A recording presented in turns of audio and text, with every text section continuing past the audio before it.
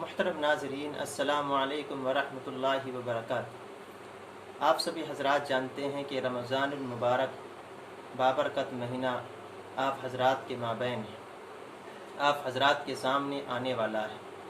اللہ کے نبی علیہ الصلاۃ والسلام کا اس رمضان المبارک مہینے کے لیے کیا عمل رہا ہے۔ اللہ کے نبی علیہ الصلاۃ والسلام جب رجب کا چاند دیکھا کرتے تھے تو اللہ کے نبی علیہ الصلاۃ والسلام اس دعا کا خاص طور سے اہتمام فرمایا کرتے تھے۔ وہ دعا کیا ہے؟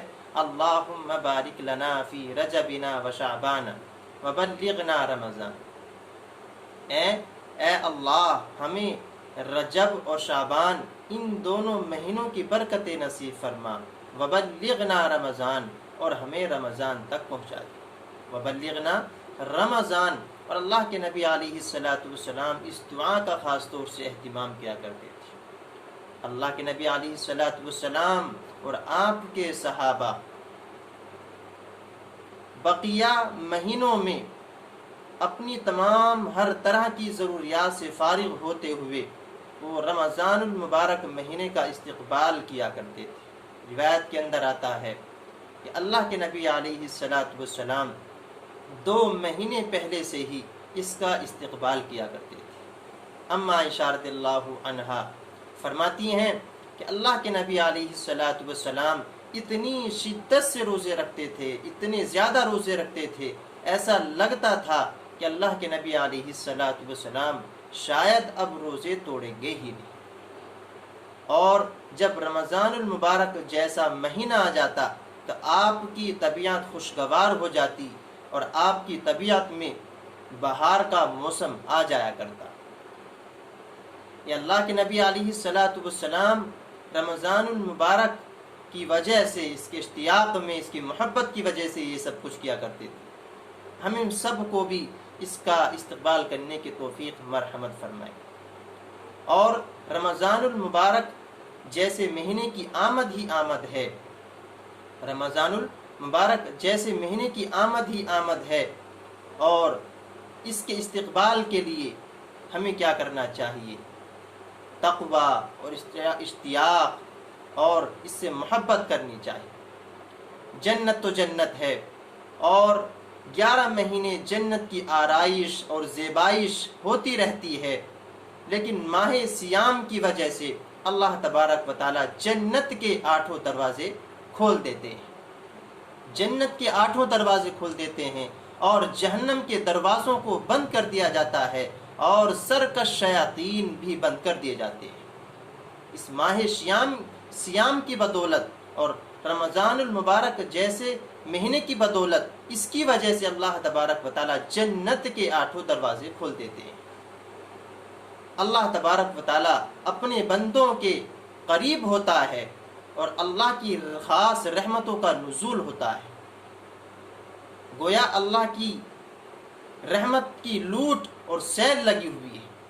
فرمایا اللہ تبارک و تعالی نے کہ اگر کوئی آدمی اس مہینے میں کوئی اچھائی کرتا ہے، اللہ تبارک و تعالی اس کا ثواب فرض کے برابر دیتا ہے۔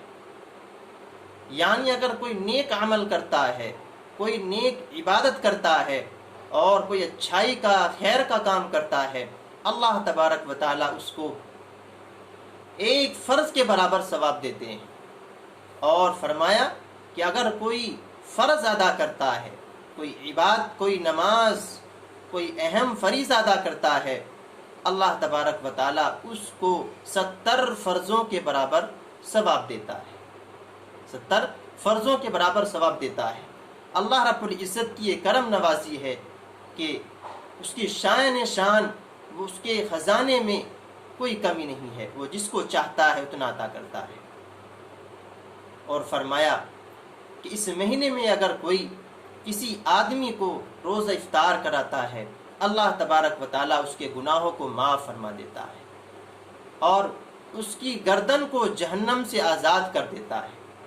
صحابہ کرام اللہ کے نبی کی خدمت میں حاضر ہوئے۔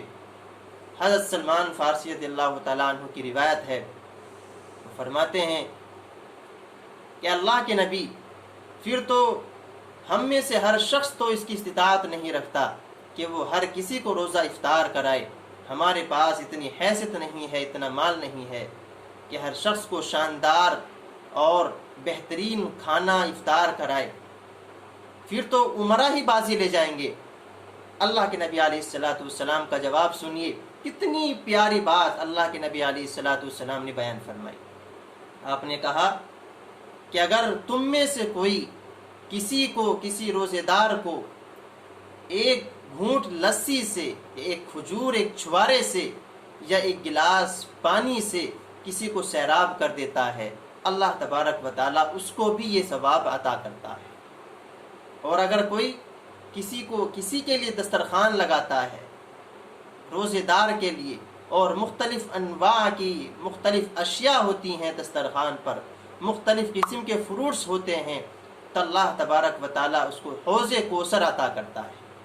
حوض کوثر عطا کرتا ہے۔ 50,000 سال کا دن جب ہوگا تو اللہ تبارک و تعالیٰ اس کو جام کوثر عطا کرے گا، اور حتیٰ کہ وہ جنت کے اندر چلا جائے گا، جنت کے اندر چلا جائے گا۔